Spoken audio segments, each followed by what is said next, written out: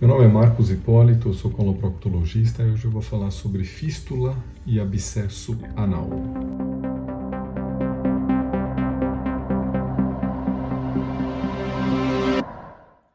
Bom, esse é um tema que eu particularmente gosto muito de falar por N motivos.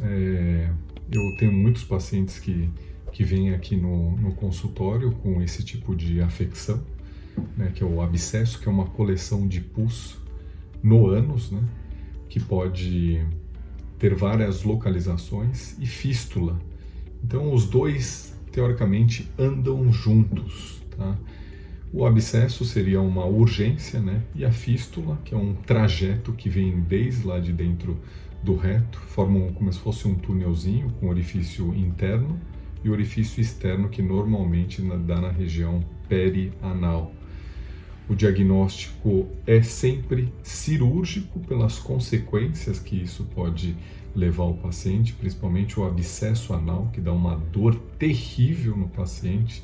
Às vezes vem associado à febre, só quando o paciente tem uma coleção de pus, uma inflamação muito grande.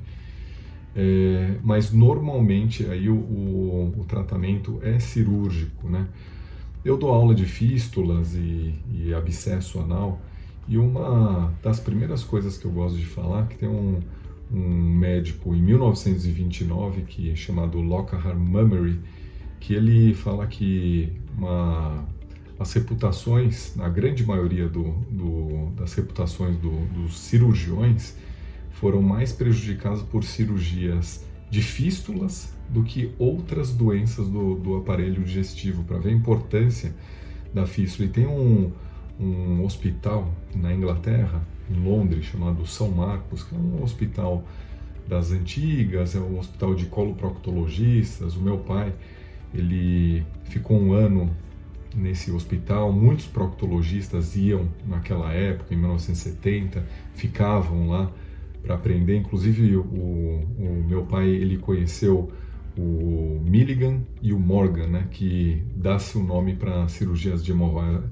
O nome mais clássico da cirurgia de hemorroida, que é Milligan Morgan, e eles receberam o título de Sir Milligan e Sir Morgan. Me lembro muito bem meu pai falando sobre isso. Então, esse hospital de Londres, que é o Hospital São Marcos, o nome dele, até eu tenho uma foto que era assim, o Hospital São Marcos para fístula e outras doenças do reto, né, rectum. Então, para ver a importância aí dessa afecção anorretal, né, que é a fístula anorretal. E o porquê que pode ocasionar a fístula, né? Qual que é a fisiopatologia? Normalmente a fístula dá-se por infecções de glândulas que nós temos na região entre o reto e o ânus. Nós temos algumas glândulas e por N motivos, por uma inflamação, o ambiente é contaminado, né? Então pode levar aí uma infecção e levar a um processo inflamatório contínuo, levando o paciente a ter o abscesso anal. Quando você drena o abscesso, a fístula se forma com o orifício externo e o orifício interno. Quando se forma, às vezes, eu marco, normalmente quando o paciente já tem um abscesso, que eu preciso levar o paciente urgente para o centro cirúrgico, eu dreno o abscesso, limpo.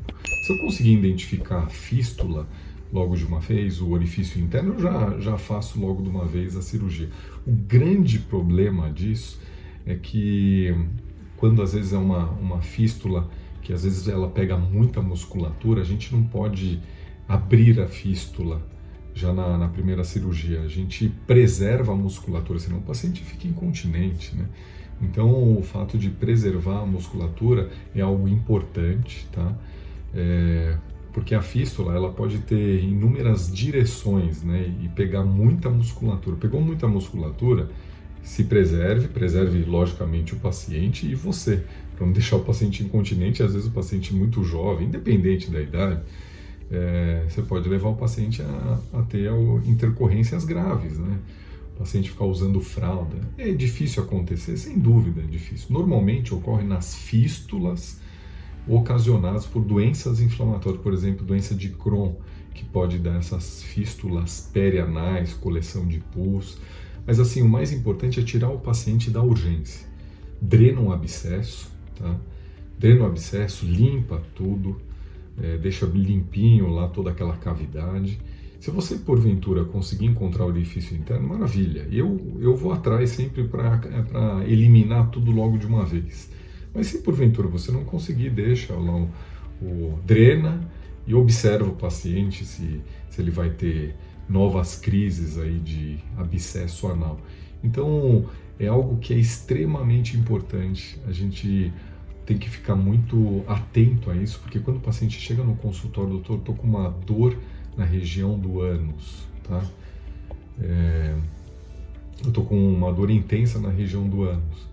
E às vezes associado à febre, fica atento, examina o paciente. Se ele tiver um abaulamento perianal, ou não precisa ter um abaulamento perianal, uma hiperemia na região do ânus, às vezes você tem que fazer um toque para identificar que o abscesso está lá dentro, mas às vezes tem que fazer uma ressonância para identificar o abscesso, né, e a fístula, porque daí com essa ressonância magnética a gente já tem uma boa noção se tem se está cometendo o aparelho esfinteriano. Então a ressonância é um ótimo exame aí para essa região. Tem alguns médicos que conseguem identificar através de um ultrassom da região perianal, que às vezes é interessante. Às vezes um ultrassom até intra-anal, né, intrarretal, endoanal, isso daí pode nos ajudar, auxiliar para a gente poder fazer esse tipo de procedimento com a ressecção da fístula, fistulectomia, fistulotomia. Mas o importante é, tirou o paciente da urgência, a gente já fica mais tranquilo. E depois, se porventura não conseguir resolver na primeira cirurgia, aí a gente vai atrás da fístula, tá? Então é um tema de extrema importância na coloproctologia. Eu opero muito isso, não mais do que hemorroida, mas eu opero bastante. Sempre chega um paciente com uma fístula, ou às vezes o paciente fala, doutor, estou com uma dor terrível. E às vezes eu acabo levando ele na urgência, né? E é muito comum você ir num pronto-socorro e encontra aí um paciente com um abscesso anal.